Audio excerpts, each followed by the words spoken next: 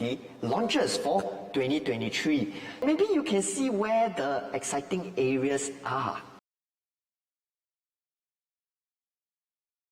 I think this one is where probably most of the people are watching this video for or excited about, right? Which is the launches for 2023. So I'm just going to flesh out the potential launches, be it the 99 years, the freehold ones, the en bloc ones, and maybe you can see where the exciting areas are. Okay, so these are the launches.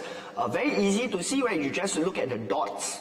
Okay, you'll be looking at where the dots are lying and where the areas that don't have the dots. Okay, so areas where you have the dots, good lah, right? New benchmark prices, exciting thing happening, new launches, bringing a lot of attention to your particular condo, right? Just ask the folks over at the Lentor area. Basically, Chinese idiom is 鸟不生蛋 lah for the longest time. Right now, Lentor is like the hottest thing over there, right? So, good news for our folks over at Dairy Farm, Bukit Batok. Do notice, very good planning. Previous slide, Bukit Batok, a lot of MOP. Now release a lot of ECs, condos over in the Bukit Batok District 23, 21 area to cater to that demand. Where do we not see a lot of launches? Really will be the 19 and 18 area. Okay, so that is potentially an area that's going to be undersupplied moving forward. So this is the GLS supply. And this will be the collective sale 99 years supply. Again, primarily sitting in the west of Singapore. But another interesting one is a lot that lies in near the CCR area, especially in the District 1, District 2. Okay. And these are the freehold en bloc supply. You see a lot of them in within the CCR, right? 10, 11, also a lot in District 15. Okay, a lot in District 15. So District 15 is going to be an area that's quite interesting moving into 2023. The District 1 area also very interesting moving into 2023. So on this, I have consolidated the launches, not 100% accurate, but I tried my best. And for this, I will, okay, if you want a copy of this, just drop me a text, happy to send it over to you. But right now, let me change over to my Google Sheet so I can sort of sort them out for you.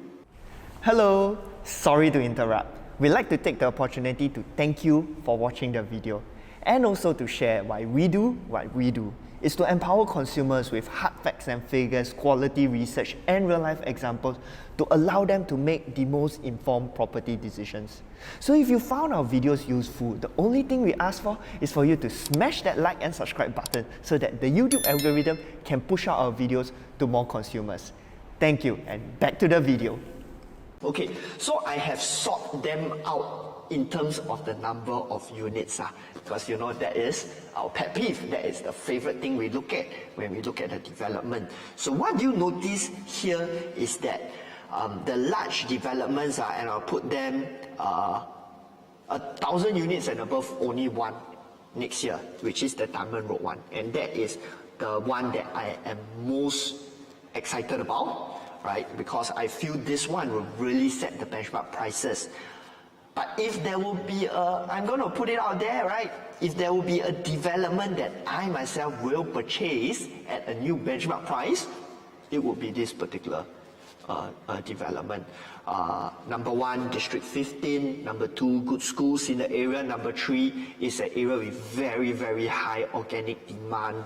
Just look at the data for Waterbank, Dakota residences. They are like quite old, but their resale transactions very, very healthy. The charts are very, very healthy over there.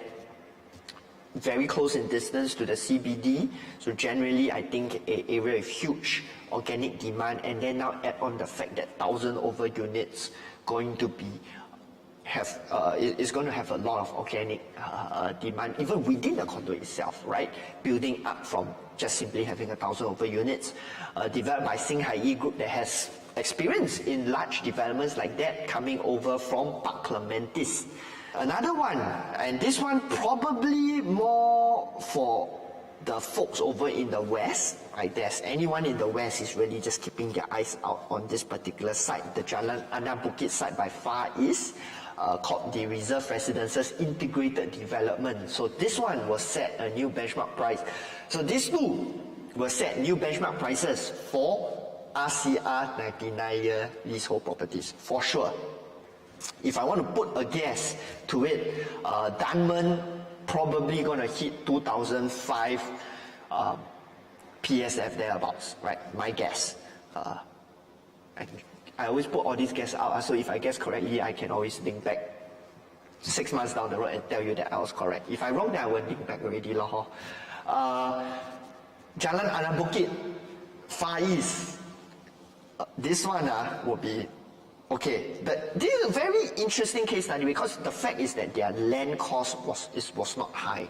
They bought it as a very reasonable land cost because it was sort of a two-envelope tender style. They had to pitch their the concept and everything, and it was very little people that could have executed a project like that, which is why they got it at a reasonable price. So I think a lot of attention onto this project is because of, number one, right, people think that they bought at a cheap price, maybe they can sell cheap. But knowing Far East, that's not going to happen. And knowing Far East, they have already been selling their Holland Village, one Holland Village at 2006 all the way up to 3,200 PSF. If you watch our Facebook Live, 1 or 2 months ago, Facebook Live, I was talking about one Holland Village. I believe it's 2006 all the way to 3002. So I don't think they will be selling this particular development cheap. Or if I were them, I may stagger them out a little bit, selling them out in batches or having different categories, utilizing probably some to sort of make a bit of money, and then the rest they can price it quite high. Another ones that I'd be keen to look at, so notice that we do have quite a fair bit in District 15. We have the Dunman side, we have Tiam Sui Continuum that is going to launch over here is third quarter, but I think they are ramping up the sales already. We have Jalan Tembusu, we have one more Jalan Tembusu coming up in the GLS sites. So lots of exciting things happening in District 15, which I feel will move a lot of the units there, be it in the existing new launches or be it in the resale market. And because District 15 already has very strong organic demand, so this is, I feel, going to be a world of their own. Sort of District 15 is going to move independent of all the uncertainties outside, especially if you have very unique propositions such as sea view, for example, schools, for example. So all that will happen independent of all the noises outside of the market. We have the Pine Grove site, which is one of the first in that area. So this is going to be like the new, like the Lentor equivalent. They have a few sites over there, and so this is going to sort of set the tone for the entire area, as well as some of the en blocs that are waiting to happen.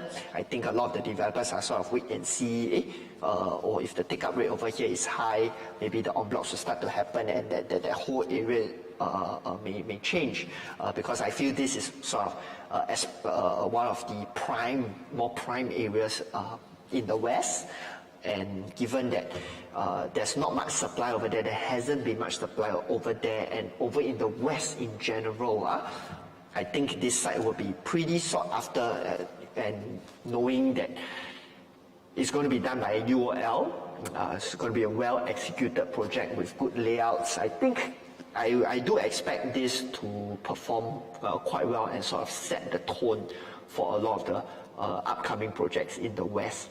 The rest of them all quite small, those 200, 300 units won't really like change a whole lot of things, so which is why I don't really talk about them too much, right? But attention falling into District 15, another one, since I'm here, I can sort it out. Notice how District 1 have quite a lot of launches. And this, I feel, will push. This is one reason why I feel if you look at property price index, next year will not drop, because these launches will sort of single-handedly, I sort like that, not a lot. Never mind, let me go up back to the presentation slides. Yeah, if we look at the slides over here, we have the Maxwell House, we have Newport, we have AXA Towers, over here. So all this will more cater to the expat investors, foreign investors, and I think they will be priced pretty high, definitely in excess of 3,000 PSF, 3,000 PSF. So if they launch and knowing volumes drop, they launch, they will single-handedly pull property price indexes up, which is why that is not one of the indicators that I will be looking at. It's never been, but all the more so next year, I think it won't be very accurate.